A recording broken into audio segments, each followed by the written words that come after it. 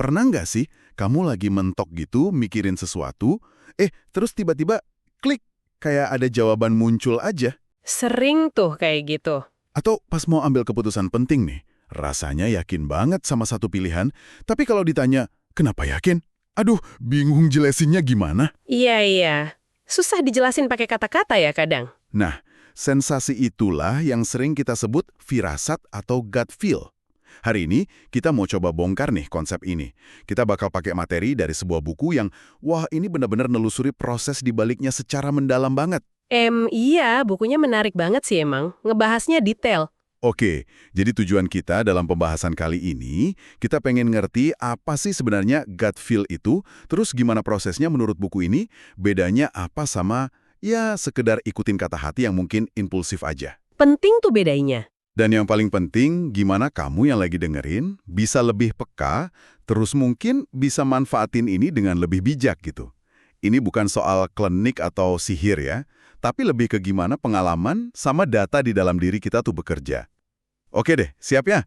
Mari kita mulai penjelajahan ini. Siap. Nah, hal pertama yang perlu kita luruskan dulu nih dari pemahaman buku ini, itu soal bedanya intuisi sama gut feel. Sering kan kita pakai bolak-balik aja? Ya emang sering ketukar sih. Padahal ada nuansa penting. Jadi, intuisi itu digambarkan lebih kayak proses pengolahan informasi yang jalan di belakang layar, gitu. Sifatnya non-sekuensial, bisa cepat, bisa juga lama. Proses di background ya. Sementara gut feel itu lebih ke hasil akhirnya. Momen pencerahan, atau kilatan kejernihan, atau keyakinan kuat yang munculnya mendadak. Itu kayak puncak dari proses intuisi tadi. Jadi intuisi itu kayak mesinnya yang terus kerja, nah gut feel itu kayak lampu indikatornya yang tiba-tiba nyala gitu ya. Oke, menarik. Lalu, kalau bukan sihir nih, apa dong yang nyusun gut feel ini? Di buku ini kan dipecah jadi dua komponen utama ya. Tepat sekali. Komponen pertama itu disebut priors. Ini pada dasarnya kayak seluruh database internal unik punya kamu. Isinya semua pengetahuan, pengalaman masa lalu, memori, keahlian kamu. Wah, banyak banget dong isinya. Banget. Tapi nggak cuma itu, termasuk juga bias kita, asumsi, bahkan mungkin trauma yang pernah kita alami. Semua yang ngebentuk siapa diri kamu saat ini. Itu priors. Oke, database pribadi kita. Terus yang kedua? Komponen kedua itu namanya prompts. Ini pemicu dari luar. Bisa informasi baru yang kamu dapat, stimulus dari lingkungan, pengamatan atau pertanyaan yang muncul. Nah, gut feel itu lahir dari interaksi dinamis antara prompts ini sama priors kamu tadi. Oke, jadi info baru ketemu sama database internal kita. Kedengaran sih masuk akal ya. Ada contoh nyata nggak dari buku ini yang bisa bikin lo lebih kebayang gimana interaksi priors dan prompts ini bisa ngasilin gut feel? Mungkin cerita soal iklan pop-up itu. Nah ya, contoh Ethan Zuckerman itu bagus banget buat gambarin ini.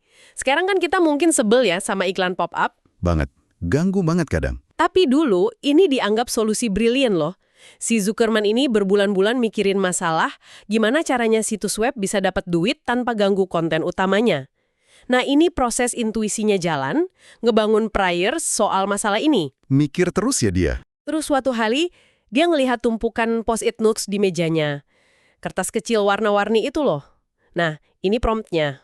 Oh, cuma gara-gara lihat post-it. Iya. Tiba-tiba klik, muncul ide gimana kalau bikin jendela iklan terpisah yang nempel kayak post-it, tapi di layar komputer. Gut feel-nya bilang ini solusinya. Kode simple yang dia tulis abis momen itu, wah ngubah lanskap internet. Itu hasil interaksi antara pemikiran yang lama, priorsnya, sama pemicu visual simple tadi, promptnya. Luar biasa ya, gimana ide yang sekarang mungkin dianggap nyebelin, dulunya itu momen aha, hasil gut feel. Ini juga nunjukin betapa personalnya gut feel itu kan ya. Apa yang jadi klik buat Zuckerman, mungkin buat orang lain di situasi sama yang nggak klik gitu. Persis, penulis buku ini tuh ngekenin banget. Gut feel adalah kamu, karena lahir dari priors unikmu. Ya, nggak ada dua orang yang punya gut feel sama persis. Makanya, kadang kalau kita coba maksa jelasin logis banget ke orang lain kenapa kita yakin soal sesuatu, malah bisa bikin goyah sendiri. Oh iya juga ya. Padahal mungkin gut feel-nya udah benar. Ini bukan berarti kita nggak perlu analisis ya, tapi penting buat paham sifat personalnya ini. Jadi buat kamu nih yang lagi dengerin, kalau pernah ngalamin momen klik mendadak setelah lama mikirin suatu masalah, besar kemungkinan itu adalah gut feel kamu yang lagi nyala. Itu hasil kerja mesin intuisi yang ngolah pengalaman dan info di kepala kamu. Tapi nih, pertanyaan berikutnya, apakah lampu ini selalu bisa kita percaya? Kapan sebaiknya kita benar-benar dengerin dia? Sumber ini kan kasih panduan soal situasinya ya. Betul, ini poin krusial banget. Gut feel itu bukan jawaban buat semua masalah. Menurut buku ini, dia paling efektif dan bisa diandalin dalam 2 jenis situasi.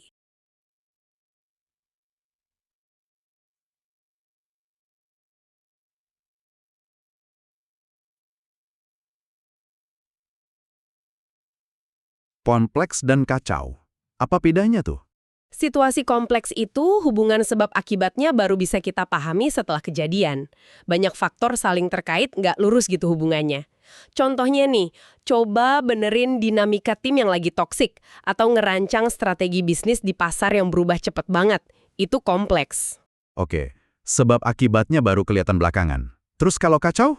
Nah, situasi kacau itu lebih ekstrim lagi. Hubungan sebab akibatnya tuh sama sekali nggak jelas atau bahkan nggak diketahui.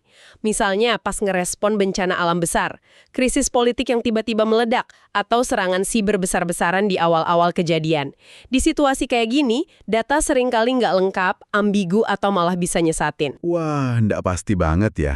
Nah, disitulah pengalaman kita yang udah numpuk yang muncul sebagai gut feel, jadi panduan yang sangat berharga.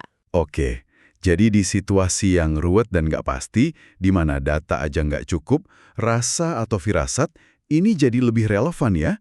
Contoh investasi awal di Uber tadi masuk ke sini dong, kan secara data kelihatannya nggak oke banget waktu itu. Tepat. Kalau dilihat dari angka sama analisis pasar waktu itu ya, Uber itu penuh tanda tanya besar. Regulasi nggak jelas, teknologinya belum matang, model bisnisnya juga belum kebukti. Risikonya tinggi banget ya kelihatannya. Betul, tapi beberapa investor awal mungkin ya berdasarkan priors mereka dalam nilai potensi disrupsi teknologi atau karakter pendirinya atau tren sosial yang mereka ngerasain bakal datang, mereka mutusin buat percaya sama gut feel mereka. Dan ya kita tahu kan hasilnya gimana sekarang? Ini contoh klasik gimana di situasi kompleks atau kacau, gut feel yang terinformasi bisa ngalahin analisis data murni. Tapi sebaliknya, ada juga situasi di mana kita justru nggak boleh terlalu ngandelin gut feel kan? Kapan tuh? Iya, buku ini ngingetin banget buat hati-hati pakai gut feel untuk masalah yang sifatnya sederhana atau rumit, complicated. Beda ya sama kompleks. Sederhana atau rumit? Oke. Masalah sederhana itu ya jelas aturannya, ada prosedur baku atau praktek terbaiknya. Contohnya, ngikutin resep standar masak kue atau ngisi formulir pajak rutin. Pakai gut feel di sini ya nggak relevan. Oke, kalau itu jelas. Nah, kalau yang rumit, Nah, yang sering ngejebak itu masalah rumit. Ini masalah yang mungkin punya banyak langkah, banyak bagian bergerak, tapi hubungan sebab akibatnya tuh bisa diketahui lewat analisis, keahlian teknis, atau data yang cukup. jadi sebab akibatnya bisa dicari tahu ya kalau digali. Iya, contohnya benerin mesin yang rusak, nyelesain puzzle Rubik's Cube, kan ada metodenya tuh. Bikin diagnosis medis berdasarkan hasil lab yang jelas, atau bahkan proses rekrutmen standar yang kriterianya objektif. Ngandelin gut feel semata di sini bisa bahaya. Kenapa bahaya? Ya karena bias pribadi kita bisa nyelip masuk, atau kita malah ngabain analisis data yang sebenarnya dibutuhin dan ada. Yang menarik di sini, kita tuh sering keliru nganggap masalah rumit sebagai kompleks. Padahal kalau kita mau gali lebih dalam, ada jawaban analitisnya. Data ngalahin skalanya. Tapi buku ini punya pandangan beda ya. Bukan soal menang kalah, tapi lebih ke interaksi gitu. Betul sekali. Penulisnya bilang kalau Moneyball itu sering disalahartikan. Justru dari wawancara dia sama banyak pengambil keputusan sukses kayak investor, CEO gitu, kelihatan kalau mereka tuh pakai data secara ekstensif tapi sebagai bagian dari proses intuisi mereka. Oh, jadi datanya masuk ke proses intuisinya. Iya, data itu jadi bagian dari priors dan prompts mereka. Tapi keputusan akhir, apalagi yang resikonya tinggi, seringkali tetap dipicu oleh gut feel yang udah ngegabungin semua data itu sama pengalaman dan rasa mereka tentang situasi. Jadi bukan data atau intuisi, tapi data dan intuisi yang kerja bareng. Menarik banget. Jadi buat kamu yang lagi dengerin nih, coba deh refleksikan keputusan penting terakhirmu. Situasinya lebih mirip kompleks atau kacau, di mana datanya abu-abu dan kamu harus banyak nyender ke rasa. Atau sebenarnya lebih ke rumit, di mana analisis lebih dalam mungkin bisa kasih jawaban yang lebih pasti. Ngenalin konteks ini penting banget ya, buat tahu kapan harus lebih percaya firasat dan kapan harus lebih ngandelin analisis. Dan lebih jauh lagi nih, buku ini tuh mengidentifikasi 3 rasa atau manifestasi utama dari gut feel itu sendiri. Gimana rasanya pas dia muncul? Ketiganya tetap lahir dari interaksi antara priors, database internalmu, sama prompts, info baru itu. 3 rasa ya? Apa aja tuh? Pertama, yang paling terkenal mungkin ya, Eureka. Ini momen aha, klasik. Terjadi pas sebuah prompt, info baru, terasa klik sempurna. Nyambung banget sama priors, pengetahuan atau masalah yang lagi kamu pikirin. Kayak potongan puzzle terakhir masuk gitu ya? Persis, rasanya kayak gitu. Ngasih ide jernih atau solusi baru. Sensasinya biasanya berupa kejelasan tiba-tiba, semangat, kegembiraan, atau kepuasan intelektual yang dalam gitu. Contohnya tadi si Jack Dorsey nemuin nama Twitter ya. Kata Twitter di kamus langsung nyambung sama konsep platformnya. Ada contoh lain dari buku ini? Ada banyak sih. Misalnya, seorang ilmuwan yang udah bertahun-tahun neliti suatu masalah, terus tiba-tiba nemu solusi pas lagi baca artikel di bidang yang sama sekali beda. Informasi baru itu nggak disangka-sangka ngehubungin titik-titik di pemikirannya, dan muncullah momen eureka itu. Wah, keren ya kalau bisa gitu. Terus bentuk kedua apa? Bentuk kedua ini kebalikannya. Namanya spidey sense. Persis kayak namanya, ini perasaan kayak ada sesuatu yang nggak beres, janggal, atau nggak cocok. Kayak alarm gitu ya? Iya, kayak alarm internal. Terjadi pas sebuah prompt, informasi, atau situasi baru, terasa bertentangan atau nggak sinkron sama priors kamu, pengalaman atau pemahamanmu tentang gimana sesuatu seharusnya jalan. Ini micu alarm rasa waspada, meskipun mungkin kamu belum bisa nunjukin pasti apa yang salah. Rasanya gimana tuh biasanya? Sensasinya seringkali berupa kegelisahan, rasa nggak nyaman di perut, atau dorongan kuat buat lebih hati-hati dan nyelidikin lebih lanjut. Penulis buku ini kan cerita pengalaman pribadinya soal ini ya, yang waktu itu diminta tolong sama profesor seniornya. Benar, penulis diminta bikin tinjauan literatur yang luas banget buat proyek baru seorang kolega senior yang terkenal, namanya Richard. Permintaan ini, rasanya aneh dan nggak sesuai sama norma akademik yang dia pahami, priorsnya dia. Terus gimana? Muncul spidey sense, perasaan gak nyaman dan curiga gitu, jangan-jangan ini bisa jadi eksploitasi atau malah bisa berujung masalah etika nantinya. Perasaan ini bikin dia jadi lebih waspada pas interaksi sama si Richard ini. Spidey sense ini seringkali jadi sistem peringatan dini kita. Oke, jadi ada eureka yang positif, ada spidey sense yang kayak alarm waspada. Lalu yang ketiga apa? Katanya ini yang paling dahsyat ya efeknya. Yang ketiga ini disebut jolt. Ini bukan sekedar klik atau alarm, tapi lebih kayak sengatan listrik atau guncangan fundamental gitu. Wah, jolt. Guncangan ya? Iya, terjadi ketika sebuah prompt, informasi, atau pengalaman baru itu kuat banget sampai dia nantang, ngeruntuhin, atau bahkan ngegantiin sebagian besar priors kamu tentang suatu hal. Keyakinan lama, asumsi dasar, atau pandangan dunia kamu tiba-tiba kerasa usang atau salah. Efeknya gede banget dong. Banget. Sensasinya bisa kayak tanah di bawah kaki kamu geser, disorientasi, tapi seringkali diikuti sama perubahan arah atau paradigma yang sangat kuat. Wah, ini kedengarannya intens banget.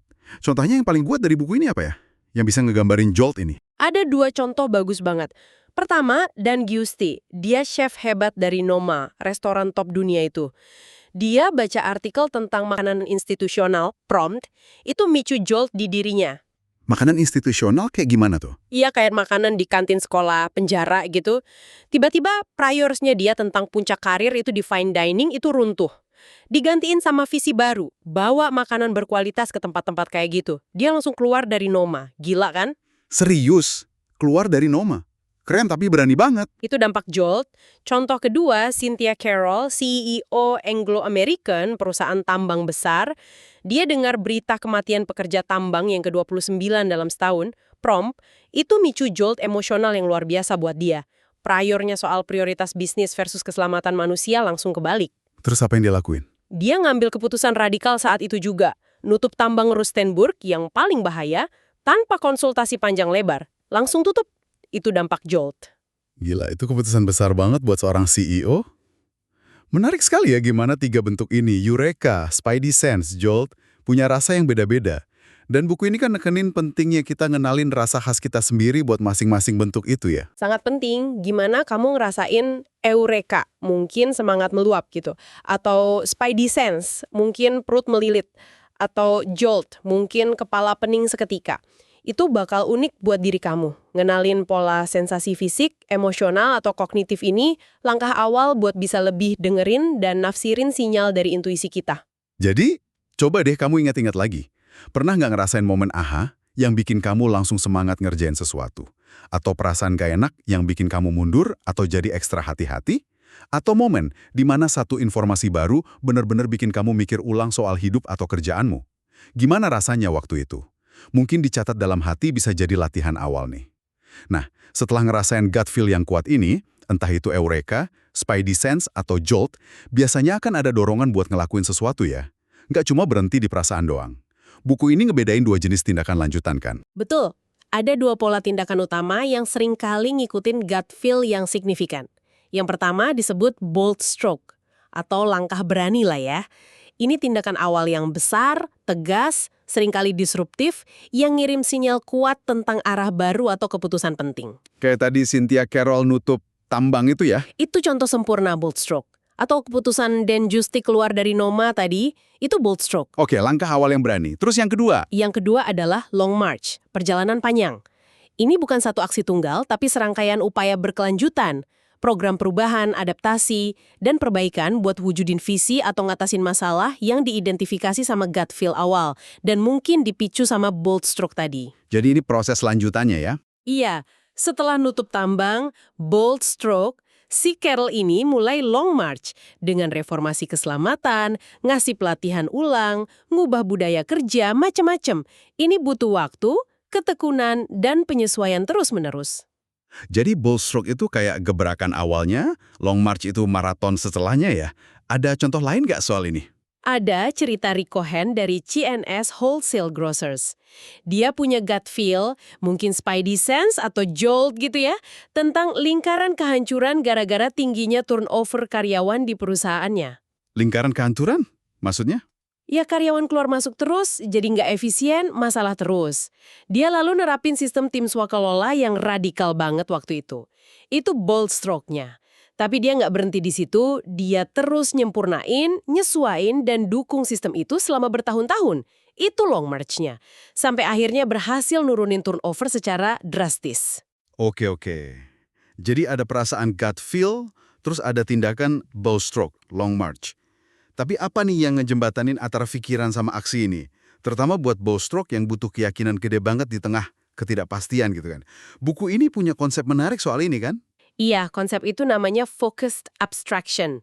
Ini semacam kemampuan mental buat nyaring kerumitan informasi, fokus ke esensi atau inti masalahnya, dan ngelihat situasi dari sudut pandang yang lebih tinggi atau beda.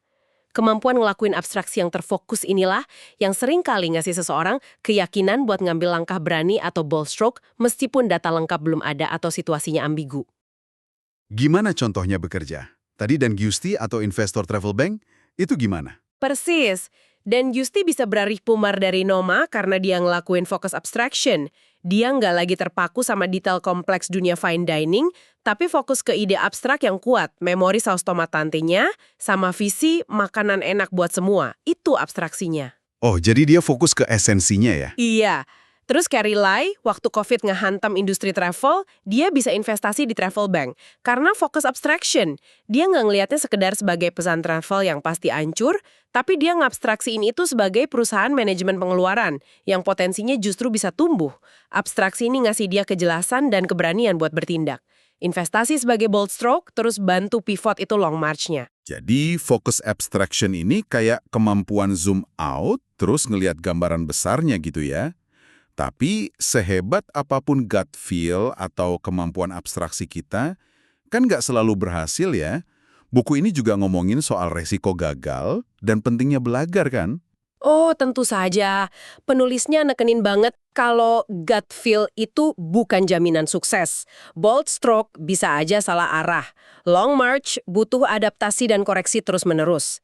Kegagalan setelah ngikutin gut feel itu bukan berarti intuisi kamu jelek ya. Terus gimana dong? Justru itu jadi data baru, prompt baru, yang sangat berharga buat mempertajam priors kamu di masa depan. Proses iterasi, belajar dari pengalaman baik sukses maupun gagal, itu kunci buat membangun intuisi yang lebih baik. Nah, ini nih yang bahaya kalau kita nggak mau belajar dari pengalaman atau konteks baru. Buku ini nyebutnya situational arrogance kan? Contohnya si Ron Johnson di JCPenney itu ya. Itu contoh klasik banget. Ron Johnson kan sukses besar di Apple sama Target. Dia ngebangun priors yang kuat banget soal strategi retail modern. Tapi pas pindah ke JCPenney, dia nerapin strategi yang sama persis plek-ketiplek. Nggak disesuaiin gitu. Nah itu dia nggak bener-bener ngelakuin focus abstraction yang relevan sama konteks baru JCPenney. Padahal pelanggannya beda, budayanya beda, posisi pasarnya juga beda. Dia terlalu pede sama sukses masa lalunya, kejebak dalam arogansi situasional, akibatnya fatal buat JCPenney waktu itu. Wah, bahaya juga ya. Ini nunjukin betapa pentingnya kita ngalibrasi gut feel kita sama realitas konteks saat ini. Ini pertanyaan penting jadinya buat kita semua ya. Gimana cara bedain antara keyakinan yang memang datang dari gut feel yang terinformasi dan terabstraksi dengan baik, sama sekedar keras kepala atau arogansi karena pernah sukses di masa lalu. Terus setelah bertindak berdasarkan intuisi, gimana kita mastiin ada proses belajar bukan cuma nyalahin keadaan kalau gagal? Pertanyaan reflektif yang bagus banget. Buku ini nyaranin salah satu caranya ya dengan sengaja bangun lingkaran umpan balik. Setelah ngambil keputusan berbasis intuisi, secara sadar amati hasilnya, minta masukan dari orang lain yang relevan, dan jujur sama diri sendiri tentang apa yang berhasil dan apa yang enggak. Terus integrasiin pembelajaran itu ke dalam priors kita. Menariknya, buku ini juga bilang kita nggak harus pasif nunggu gut feel datang gitu aja. Kita bisa aktif ngelatihnya, kayak otot gitu ya. Gimana tuh caranya secara singkat? Benar, idenya itu pindah dari sekedar ngerasain gut feel, jadi ngegunain dia secara lebih sadar dan terampil. Ini proses jangka panjang sih, tapi ngelibatin beberapa area. Pertama, introspeksi yang dalam. Kenali dirimu lebih baik, apa sifat dasarmu, personifikasi, gimana sinyal tubuhmu kerja, embodied, pola reaksimu secara emosional, sama cara berpikirmu kognitif. Kenal diri lebih dalam ya. Kedua, peka terhadap interaksi. Latih kepekaan buat ngenalin kapan dan gimana eureka, spidey sense, atau jolt muncul spesifik pada dirimu. Apa pemicunya, gimana rasanya. Ketiga, iterasi sadar. Belajar secara aktif dari tiap pengalaman keputusan, terutama kesalahan, jangan biarin lewat gitu aja. Latihan ini nggak harus di tempat khusus kayak meditasi gitu kan? Bisa dalam keseharian, kayak cerita supir limo itu. Kebersihan, supir ini punya intuisi tajam banget soal orang dan bisnis. Dari mana coba? Dari mana tuh? Ya, dari akumulasi pengalaman bisnisnya, dan yang menarik nih, dari obrolan-obrolan beragam sama penumpangnya sehari-hari pas dia nyupir limo. Interaksi ini, tanpa dia sadari, jadi kayak gym buat intuisinya. Ngebantu dia ngelakuin focused abstraction dan memahami berbagai pola manusia dan situasi. Wah, jadi cuma ngobrol sama orang dari macam-macam latar belakang atau sekedar lebih merhatiin sensasi tubuh pas lagi rapat misalnya. Itu bisa jadi latihan intuisi ya. Menarik banget ini. Oke deh, kalau kita tarik benang merah dari semua pembahasan kita tadi nih ya, gut feel itu bukan bisikan gaib, tapi hasil nyata dari proses intuisi internal kita yang terus-menerus ngolah pengalaman pribadi kita, priors, sama informasi baru, prompts. Iya, proses yang terus berjalan. Sifatnya sangat personal dan paling berguna di situasi yang kompleks atau kacau, di mana data aja nggak cukup. Dia bisa muncul dalam berbagai lasa. Ada eureka, si aha, spidey sense, si alarm, atau jolt, si guncangan. Beda-beda rasanya ya. Nah, buat manfaatinnya butuh keberanian bertindak, bold stroke, ketekunan jangka panjang, long march, kemampuan lihat esensi, focused abstraction, dan yang paling krusial nih, kerendahan hati buat terus belajar dari pengalaman, termasuk dari gagal, dan waspada sama arogansi situasional. Jadi, apa artinya semua ini buat kamu yang dengerin? Inti pesan dari buku ini sebenarnya cukup memberdayakan sih. Kamu udah punya modalnya. Sumber gut feel itu ada di dalam diri kamu, hasil dari akumulasi unik seluruh hidupmu, pengetahuanmu, pengalamanmu, bahkan kebijaksanaan tubuhmu. Proses intuisi itu udah jalan dan terus berjalan. Sadar atau nggak sadar? Jadi, mungkin tantangan utamanya bukan lagi nyari jawaban sakti di luar sana ya, Tapi lebih ke gimana kita belajar dengerin lebih baik ke dalam, ke proses intuisi kita sendiri, dan berani percaya sama dia bahkan pas rasanya nggak logis atau susah dijelasin. Buku ini kayak bilang, percayalah sama kompas internalmu, tapi jangan lupa dikalibrasi terus-menerus. Kalibrasi itu penting. Nah, pertanyaan terakhir nih buat kamu bawa pulang. Apa satu langkah kecil aja, mungkin minggu ini, yang bisa kamu coba lakuin buat lebih peka atau lebih mendengarkan bisikan internalmu itu, sekecil apapun itu? Terima kasih banyak sudah bergabung dalam penjelajahan kita kali ini. Sampai jumpa di pembahasan mendalam berikutnya ya.